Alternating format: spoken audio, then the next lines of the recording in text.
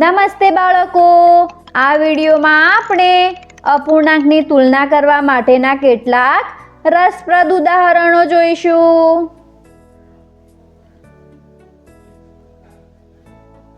બબ્બને તેના ખેતરમાં 12 કોળાના બીજ વાવ્યા હતા. થોડા દિવસો પછી તેણે તે બીજમાંથી વેલા ઉગતા જોયા. બબ્બન ખુશ થઈ ગયો. હવે બબ્બને વિચાર્યું કે જ્યારે તે વેલામાંથી 12 કોળા ઉગશે ત્યારે તે તેમાંથી 1/4 ભાગ બડબોલા કાકાને આપશે. તેઓ કોળાનો ખૂબ જ સ્વાદિષ્ટ હલવો બનાવે છે. બાળકો, શું તમે કહી શકો છો કે બબ્બન કાકાને કેટલા કોળા આપશે? 1/4 ભાગમાં આપણે આપણા પૂર્ણને 4 સરખા ભાગોમાં વહેંચવાનો છે. અહીં આપણી પાસે કુલ 12 કોળા છે. તો આપણો પૂર્ણ થયો 12 કોળા. તેને 4 સરખા ભાગોમાં વહેંચીશું. જો આપણે 12 કોળાના 4 સરખા ભાગ કરીએ તો દરેક ભાગમાં કેટલા કોળા હશે? એકદમ સાચું, 3 કોળા. હવે આપણે 1/4 ભાગ કાઢવા માટે શું કરીશું? આ 4 સરખા ભાગમાંથી એક ભાગ કાઢીશું. આવી રીતે 12 કોળાનો 1/4 ભાગ થયો 3 કોળા. બબ્બન કાકાને 3 કોળા આપશે. હવે બબ્બન વિચારી રહ્યો છે કે તે 12 કોળામાંથી 2/3 ભાગ ચંદાને આપશે, કારણ કે તે તેની પાકી મિત્ર છે. શું તમે કહી શકશો કે બબ્બન કાકાને વધારે કોળા આપશે કે ચંદાને?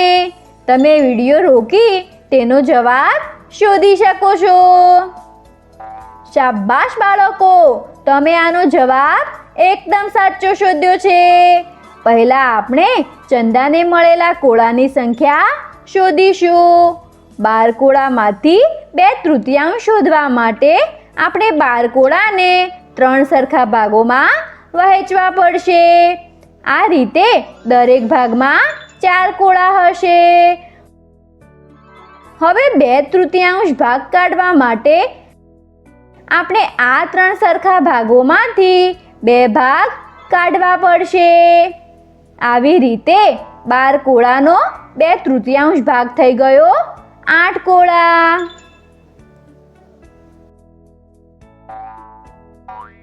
બબ્બન કાકાને 12 કોળાનો ચોથો ભાગ એટલે 3 કોળા અને ચંદાને 2/3 ભાગ 8 કોળા આપશે. આ રીતે બબ્બન ચંદાને વધુ કોળા આપશે. બાળકો, આપણે બીજા શબ્દમાં કહી શકીએ કે 1/4 અપૂર્ણાંક 2/3 અપૂર્ણાંકથી નાનો છે. બબ્બન આ વિચારી ખુશ થઈને ઘરે પાછો ગયો. હવે તે ઘરે જઈને વિચારી રહ્યો છે કે તેના ખેતરમાં 20 ગાજર ઉગાડશે. જ્યારે તે ગાજર ઉગી જશે ત્યારે તેમાંથી 2/5 ભાગ બન્નીને અને 1/3 ભાગ ગોલુને ભેટમાં આપશે. બાળકો, શું તમે જણાવી શકો છો કે બન્નીને કેટલા ગાજર મળશે? શું તે ગોલુને મળતા ગાજર કરતાં વધુ હશે? તમે ઈચ્છો તો વિડીયો રોકીને આનો જવાબ શોધી શકો છો. શાબાશ બાળકો, તમે આનો જવાબ એકદમ સાચો શોધ્યો છે. 20 ગાજરનો 2/5 ભાગ શોધવા માટે આપણે 20 ગાજરના 5 સરખા ભાગોમાં વહેંચીશું. આ રીતે દરેક ભાગમાં 4 ગાજર હશે.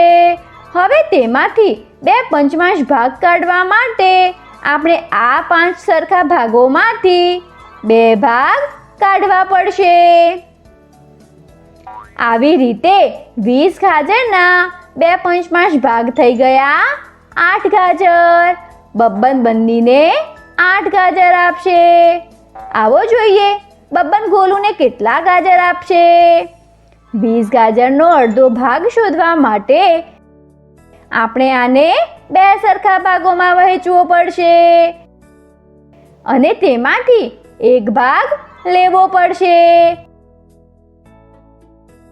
આ રીતે 20 ગાજરનો અડધો ભાગ થશે 10 ગાજર.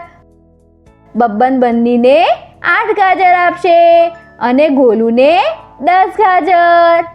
આમ બંનીને ગોલું કરતા ઓછા ગાજર મળશે. બાળકો, આપણે આ રીતે જોઈ શકીએ છીએ કે 2/5 ભાગ 1/3 ભાગ કરતાં નાનો છે. આ વિચારીને બબ્બન વધારે ખુશ થઈ ગયો. હવે બબ્બન વિચારે છે કે જ્યારે તે પોતાની શાકભાજી બજારમાં વેચવા જશે તો તેને વધારે પૈસા મળશે. એ પૈસામાંથી થોડા પૈસાના તે 25 લાડુ ખરીદશે.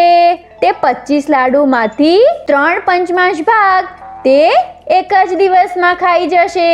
શું તમે જણાવી શકો છો કે બબ્બન એક દિવસમાં કેટલા લાડુ ખાશે? તમે વિડીયો રોકીને આનો જવાબ શોધી શકો છો. શાબાશ બાળકો, તમે એકદમ સાચો જવાબ આપ્યો છે.